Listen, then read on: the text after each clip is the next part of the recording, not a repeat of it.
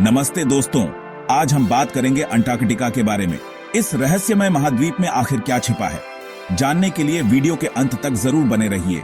और अगर आप चैनल पर नए हैं तो कृपया वीडियो को लाइक करें, चैनल को सब्सक्राइब करें और कमेंट करना ना भूलें ताकि अगली वीडियो सबसे पहले आप तक पहुंचे। तो चलिए शुरू करते हैं। यह है अंटार्कटिका, जो सदियों से इंसानों की पहुंच से दूर और उनके लिए एक बहुत बड़ी मिस्ट्री रहा है। चाहे वो ब्लड वाटरफॉल्स हो, मिस्टीरियस एनिमल्स हो, अंडरग्राउंड लेक्स हो या बर्फ के नीचे दबे हुए शहर हो, अंटार्कटिका के बारे में कई ऐसी मिथ्स और मिस्ट्रीज हैं जिनका आज भी सुराग नहीं लगाया जा सका। अंटार्कटिका दुनिया का वो अकेला कॉन्टिनेंट है जहां कोई इंसान नहीं रहता, क्योंकि यहां पर टेम्परेचर -90 डिग्री सेल्सियस तक चला जाता है। इसके साथ साथ यहां पर 300 किलोमीटर पर आवर की स्पीड से बर्फ के तूफान भी आते हैं। इसी तरह अंटार्कटिका दुनिया का सबसे ड्राई कॉन्टिनेंट भी है। इतना ड्राई कि आपको शायद ये जानकर हैरत होगी कि इसे डेजर्ट भी कहा जाता है, क्योंकि यहां पर सिर्फ 51 मिमी बारिश होती है। इस सब के बावजूद पिछले कई 100 साल से बहुत से कंट्रीज अंटार्कटिका का कंट्रोल लेने की कोशिश कर रहे हैं। अंटार्कटिका का ये मैप देखें, इस हिस्से को फ्रांस क्लेम करता है, इस पार्ट को नॉर्वे क्लेम करता है, ऑस्ट्रेलिया इस सारी राइट साइड को क्लेम करता है। इसी तरह ब्रिटेन, चिली, अर्जेंटीना और न्यूजीलैंड भी अंटार्कटिका के कुछ हिस्सों को क्लेम करते हैं। लेकिन आखिर इसकी वजह क्या है? बर्फ की इस तह के नीचे आखिर ऐसा क्या है कि दुनिया की सुपर पावर्स इसका कंट्रोल लेना चाहती हैं? आज हम सॉल्व करने जा रहे हैं अंटार्कटिका की कुछ मिस्ट्रीज, और साथ ही में हम इसकी भी खोज लगाएंगे कि अंटार्कटिका को असल में डिस्कवर किसने किया था। और आखिर में हम यह भी देखेंगे कि इस बर्फ के नीचे आखिर ऐसे क्या राज छुपे हैं जिन्हें दुनिया की सुपर पावर्स जानते हैं और इसीलिए वो अंटार्कटिका का कंट्रोल लेना चाहते हैं। अंटार्कटिका किसने डिस्कवर किया? Depends on who you are asking. Britishers कहते हैं कि अंटार्कटिका उन्होंने डिस्कवर किया था, जबकि रशियंस कहते हैं कि सबसे पहले उन्होंने यहां कदम रखा था।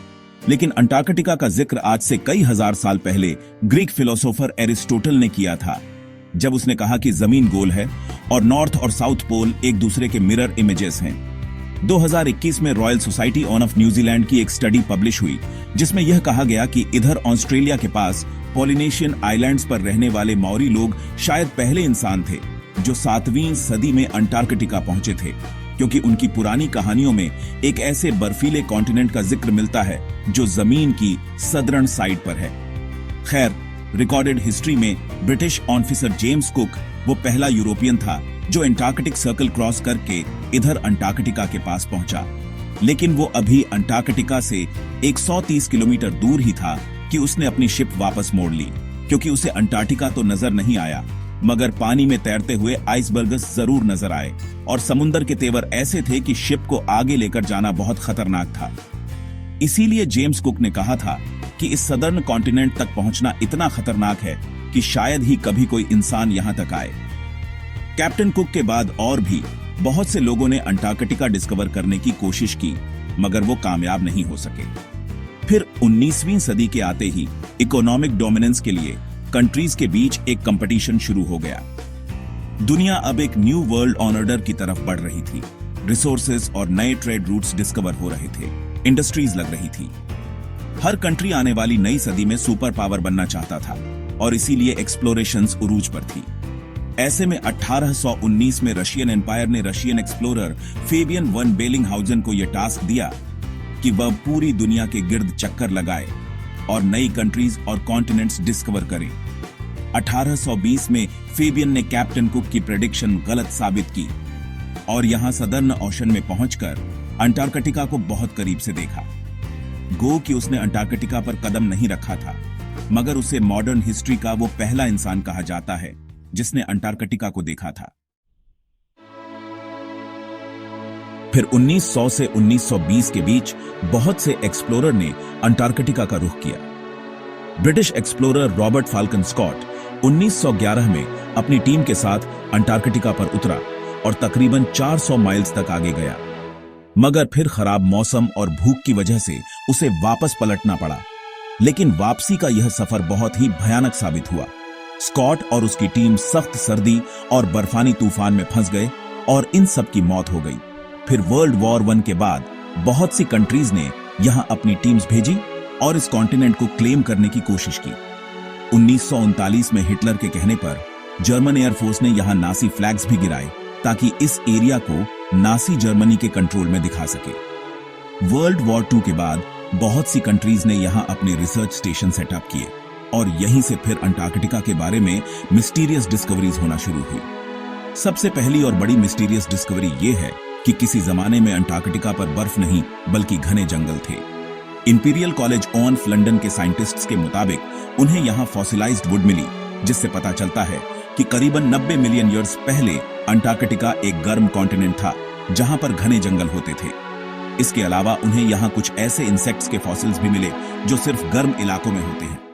अंटार्कटिका के बारे में दूसरी बड़ी और मिस्टीरियस डिस्कवरी यह थी कि इस 3 किमी की बर्फ के नीचे 400 लेक्स हैं जिनका अपना ही इकोसिस्टम है। वहां पर ऐसे ऐसे समुद्री जानवर हैं जो पूरी दुनिया में कहीं नहीं होते, जैसे ये बड़े बड़े स्पाइडर्स और सी थ्रू जेलीफिश। ये बर्फ के नीचे एक अलग ही दुनिया है। इसी तरह अंटार्कटिका पर एक और चीज जिसने बहुत से एक्सप्लोरर को बहुत सालों तक पजल किए रखा, वो ये खूनी चश्मे हैं। मैकमर्डो की वैली में ये वाटरफॉल ऐसे है जैसे बर्फ से खून निकल रहा हो। मगर हाल ही में साइंटिस्ट्स ने यह डिस्कवरी की है कि इस वाटरफॉल का सुर्ख रंग इसलिए है क्योंकि इस चश्मे को एक बहुत ही सॉल्टी लेक से पानी आता था, जिस पर अब कई 100 फुट बर्फ पड़ चुकी है और वो लेक एटमॉस्फेयर से बिल्कुल कट ऑफ है। इस पानी में बहुत ज्यादा आयरन है और इसीलिए जब यह पानी चश्मे में आता है तो ऑक्सीजन और धूप की वजह से पानी में मौजूद आयरन ऑक्सीडो है और उसका बिल्कुल जंग जैसा कलर हो जाता है। अंटार्कटिका के बारे में तीसरी सबसे बड़ी मिस्ट्री और कंस्पिरेशन यह है कि इस बर्फ के नीचे कोई एशियन सिविलाइजेशन है। बहुत से लोगों ने यह क्लेम किया है कि यहां पर एलियन स्पेसशिप्स भी देखी गई हैं। 2016 में गल अर्थ पर अंटार्कटिका में बहुत सी अनयूजुअल एक्टिविटीज रिकॉर्ड की गई है। कंस्पिरेशन थियरी जहां इन्हें एलियन यूएफओ कहते रहे, वहीं बहुत से पॉलिटिकल एक्सपर्ट्स के नजदीक ये अमेरिका और दूसरे कंट्रीज के सीक्रेट एयर ऑपरेशंस हैं जो वो अंटार्कटिका में कर रहे हैं। और यहीं पर आता है अंटार्कटिका का वो हिडन पॉलिटिकल फ्रंट जिससे बहुत कम लोग अवेयर हैं। जहां बाकी पूरी दुनिया दूसरे जियोपॉलिटिकल इश्यूज में उलझी हुई है, वहीं अमेरिका, चाइना और सोवियत यूनियन अग्रेसिव अंटार्कटिका पर एक्सपीडियंस भेज रहे हैं। इनफैक्ट चाइना ने तो वहां अपने मल्टीपल रिसर्च स्टेशन सेटअप किए हैं। 1969 की अंटार्कटिक ट्रीटी के मुताबिक कोई भी कंट्री अंटार्कटिका में साइंटिफिक इन्वेस्टिगेशंस कर सकता है, बस उसे इन स्टडीज का रिजल्ट सब कंट्रीज के साथ शेयर करना होंगे। 1992 में यूएस जियोलॉजिकल डिपार्टमेंट के सर्वे में यह डिस्कवरी सामने आई कि अंटार्कटिका में 500 बिलियन बैरल्स के नेचुरल गैस और ओनियल के रिजर्व्स हैं। लेकिन चाइना और ये दूसरे कंट्रीज इस ओनियल और गैस के लिए अंटार्कटिका में इंटरेस्टेड नहीं है, बल्कि हाल ही में अंटार्कटिका में बहुत ही बड़ी क्वांटिटी में ओनियम, प्रेस्डीमियम, टर्बी और डिस्प्रोशियम जैसे रेयर अर्थ मिनरल्स के रिजर्व्स डिस्कवर हुए हैं। ये वो मिनरल्स हैं जो सारी इलेक्ट्रॉनिक डिवाइसेस में यूज होते हैं, और क्योंकि दुनिया का फोकस अब ओनियल और गैस से हटकर इलेक्ट्रॉनिक डिवाइसेस को पावर करने वाले एनर्जी रिसोर्सेज की तरफ जा रहा है, तो इन मिनरल्स की डिमांड ओनियल और गैस से भी ज्यादा है। इलेक्ट्रिक कार्स और आयन बैटरीज ही अब फ्यूचर हैं, और फ्यूचर को कंट्रोल करने की यह रेस ही इन सुपर पावर्स को अंटार्कटिका की बर्फ और तूफानों में ले आई है। अंटार्कटिका की लास्ट मिस्टीरियस डिस्कवरी ये सदर्न ओशन है। दुनिया के खतरनाक तरीन समुद्रों में सदर्न ओशन का नाम आता है। हमारी दुनिया का क्लाइमेट और वाटर सप्लाई यह सदर्न ओशन ही कंट्रोल करता है, क्योंकि यह अटलांटिक और पैसिफिक ओशन के साथ भी मिलता है। साइंटिस्ट्स के मुताबिक दुनिया का 15% carbon emission southern ocean absorb करता है, और ग्लोबल वार्मिंग के साथ साथ इस ओशन की इंपॉर्टेंस बढ़ती जा रही है, क्योंकि यहाँ पर जमी हुई बर्फ पिघल रही है, और बर्फ के पिघलने से बहुत से खजाने अब बाहर आ रहे हैं जिन समुद्रों में कभी इंसान जाने का सोच भी नहीं सकते थे। बहुत जल्द वो इंपॉर्टेंट ट्रेड रूट्स बनने वाले हैं।